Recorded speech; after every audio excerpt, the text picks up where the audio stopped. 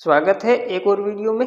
आज हम बात करेंगे एक ऐसे दलित नेता के संघर्ष की कहानी जो बचपन में बहुत ही गरीबी से गुजरा था। प्रेमचंद बैरवा वर्तमान में राजस्थान के उप मुख्यमंत्री हैं, पर इनका बैकग्राउंड बड़ा ही गरीबी से गुजरा है। बैरवा छोटी सी उम्र में बकरी चराते थे। इनके पिताजी दूसरों की जमीन पर खेती करते थे क्योंकि इनका बचपन बहुत ही गरीबी से गुजरा है। आज हम जानेंगे प्रेमचंद बैरवा की संपूर्ण जीवनी, जिसमें इनके जन्म, विवाह, परिवार सहित एक गरीब लड़का न केवल गरीबी को मात देकर राजनीति के उच्च शिखर तक पहुंचा, अपितु उसने एक बड़ा व्यापार भी खड़ा किया है। पिता दूसरों की जमीन पर खेती करते थे, पर आज बैरवा के पास कई हेक्टर सिंचित जमीन है।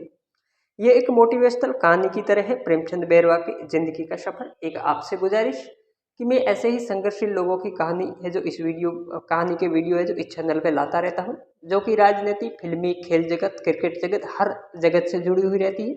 इसलिए आपसे गुजारिश है कि आप मेरे चैनल को सब्सक्राइब करें और बेल आइकन को ऑन करके रखें, ताकि आपको है जो मोटिवेशनल और संघर्षशील लोगों की कहानी मिलती रहे। तो प्रेमचंद बैरवा का जन्म राजस्थान राज्य की राजधानी जयपुर की मौजमाबाद तहसील में श्री निवशीपुर गांव में सन 1969 में एक गरीब किसान परिवार में इनका जन्म हुआ था। प्रेमचंद बैरवा एक दलित वर्ग से आते हैं, वो एससी वर्ग से आते हैं। इनके पिताजी रामचंद्र बैरवा खेती का काम करते थे।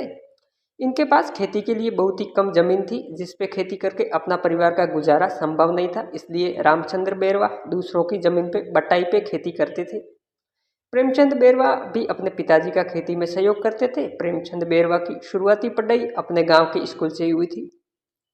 जब विद्यालय से छुट्टी होती थी तब बैरवा बकरी चराते थे। वे गांव के आसपास जो गोचर जमीन है वहां पर बकरी चराने का काम करते थे। खुद की बकरी थी, क्योंकि बैरवा का बैकग्राउंड है जो बहुत ही गरीब है। और इनका जो बाद में बैरवा ने है जो पढ़ाई के साथ साथ अपने है जो कपड़ा सिलाई का काम सीखा, क्योंकि ये पढ़ाई कर रहे थे तो खेती और बकरी से गुजारा नहीं हो रहा था, तो इन्होंने है जो सिलाई का काम सीखा पढ़ाई के साथ साथ, और कपड़े सिलकर अपना रोजगार करने लगे। धीरे धीरे बैरवा ने कपड़ों के सप्लाई का काम शुरू किया। इन्होंने कपड़ा है जो इनको इधर उधर सप्लाई करना शुरू कर दिया।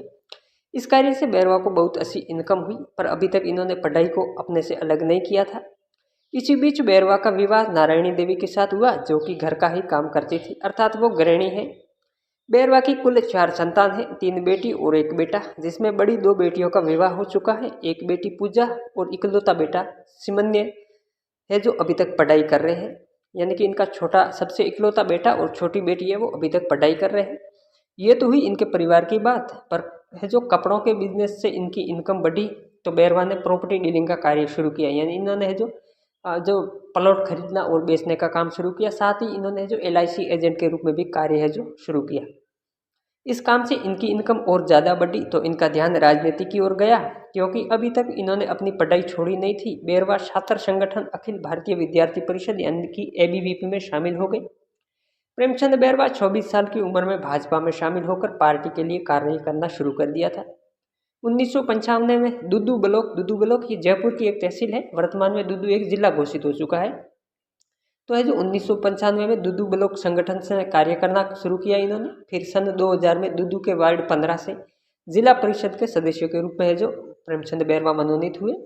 तत्काल बाद बैरवा को जयपुर SHV मोर्चे का जिला अध्यक्ष बना दिया गया था। तुरंत बाद बैरवा को भाजपा के मंडल महामंत्री बना दिया। इधर 2010 में बैरवा ने जयपुर की राजस्थान विश्वविद्यालय से PhD की डिग्री हासिल की। जो राजस्थान यूनिवर्सिटी है वहाँ से इन्होंने जो PhD की डिग्री हासिल कर ली 2010 में। साथ ही इन्होंने जो मास्टरी भी पूरी कर ली थी। बैरवा की मेहनत के साथ साथ नसीब भी इनका साथ दे रहे थे, क्योंकि 2013 में जयपुर जिले की जो दुदू विधानसभा है वो SC के लिए रिजर्वेस्ट हो गई थी। सीट थी वो SC के लिए आरक्षित हो चुकी थी।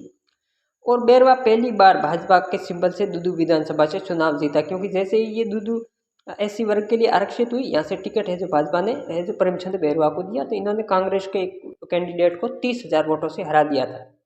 दुदू वर्तमान 2023 लास्ट में जिला बना दिया गया है कांग्रेस सरकार द्वारा। 2023 विधानसभा चुनाव में प्रेमचंद बैरवा को पुनः दुदू विधानसभा में मौका दिया गया, तो बैरवा ने जीत हासिल की और 12 दिसंबर 2023 को प्रेमचंद बैरवा को राजस्थान का उप मुख्यमंत्री बना दिया गया। एक दिया कुमारी उप मुख्यमंत्री है, दूसरा है प्रेमचंद बैरवा।